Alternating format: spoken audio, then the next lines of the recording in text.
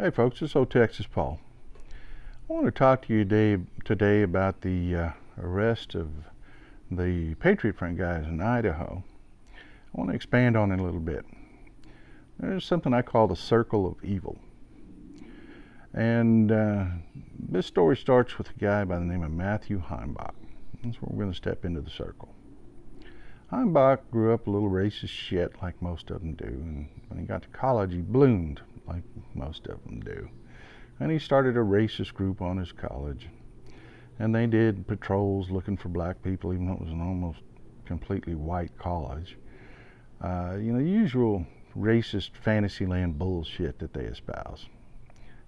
But, people ignored him. His college let him get away with it. Didn't say anything to him. So after he graduates from college, he starts the Traditional Workers Party, which is a white supremacist organization. Becomes a big Donald Trump fan. Goes to a Donald Trump rally where he and two other guys assault a black woman. He gets another slap on the wrist. It's a $145 fine and gets to put in an Alford plea.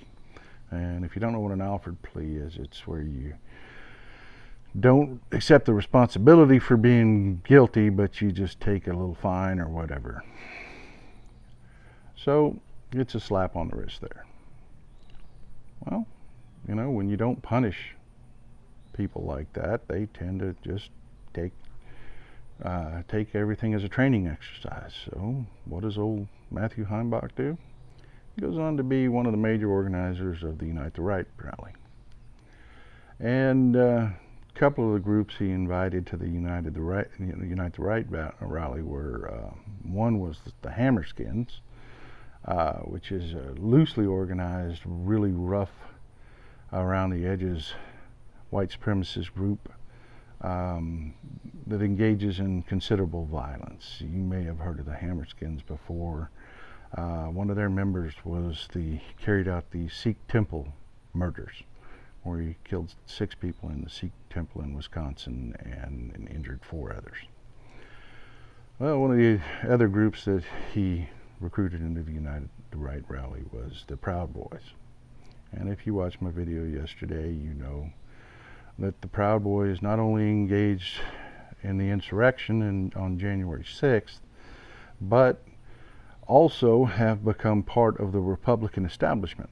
You see, we've got 7 Proud Boys on the GOP committee in Miami-Dade County. Open members of the Proud Boys. Well, this takes us to the Republican Party.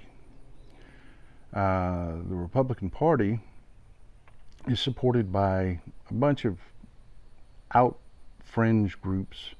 One you may have heard of, Turning Point USA. What they specifically do is they go to college campuses and they recruit young people into the conservative movement. Starting to sound familiar. They've had a problem with being counter-adjacent to racism because little racists just love this organization.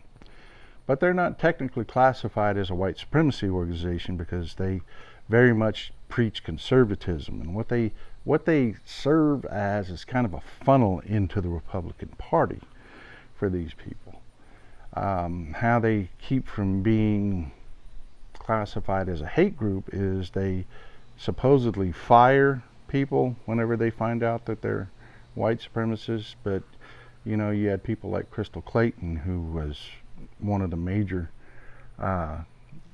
people running the organization. She was caught with some very, very, very racist text messages where she just flat out said that she hates black people and bacon a day keeps the Muslims away.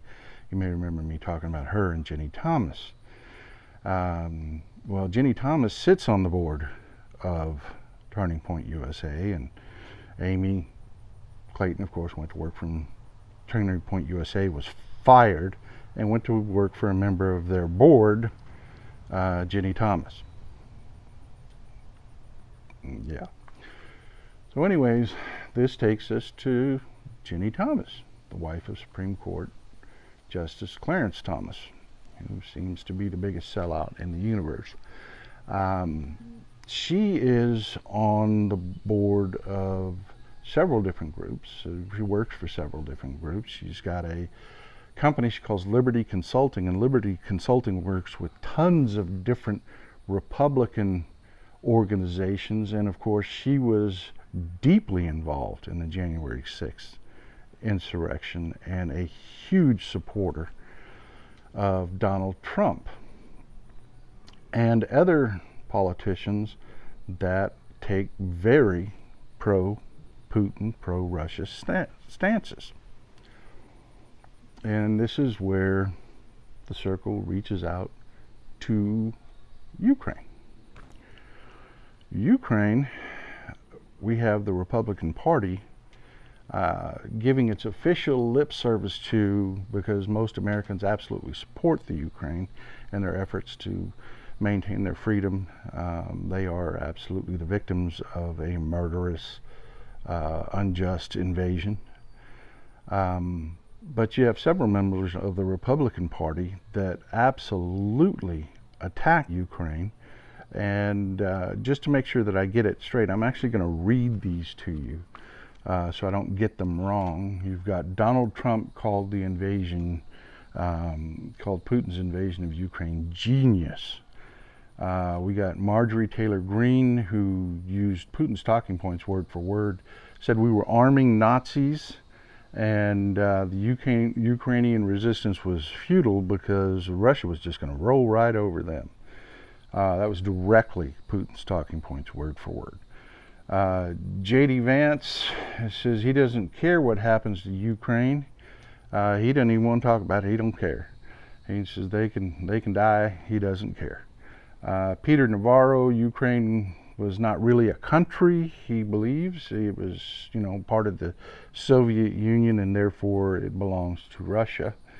Matt Gaetz says he doesn't care about the Ukraine. He cares more about hating American immigrants than he does Ukraine. Paul Grossar says the Ukraine's not our ally, even though they are joining the European Union and have applied for NATO membership. They're not our ally, and Russia's not, of course, just not our enemy, even though Russia interfered with our elections, and there's more to come on them. And of course, the invasion of Ukraine, Paul Grossar says, is not Russia's fault. Whose fucking fault was it? I mean, they did it. I mean, whose fault was it? That's like somebody coming and kicking your ass, and then Paul Grossar says, well, it's not their fault for kicking your ass. Anyways, then we got Matt Rosedale, who has spent his time attacking Biden and Zelensky. He called both of them mentally incompetent, those kind of things. But the real winner chicken dinner, and I want you to hear this one because this one's really important. We got Wendy Rogers in Arizona. I really want you to hear this one, okay? Zelensky is a globalist for Soros and the Clintons. Now, what's so important about that? I mean, what's so important about her calling him a globalist? Well, if you're not a racist, that's not going to mean anything to you. But if you are Jewish and you are a racist, or you are a racist, that word has a lot of meaning, because globalist is racist code speak for Jewish. So, she's saying Zelensky is a Jew for Soros and Clinton, is what she's saying. And that's Wendy Rogers, who's, Republican in Arizona. Well, what is all this support for Putin? Where does this lead us to next? Well, Putin is former KGB. He believes in using tools that are available. And one of the tools he's got available is white supremacy.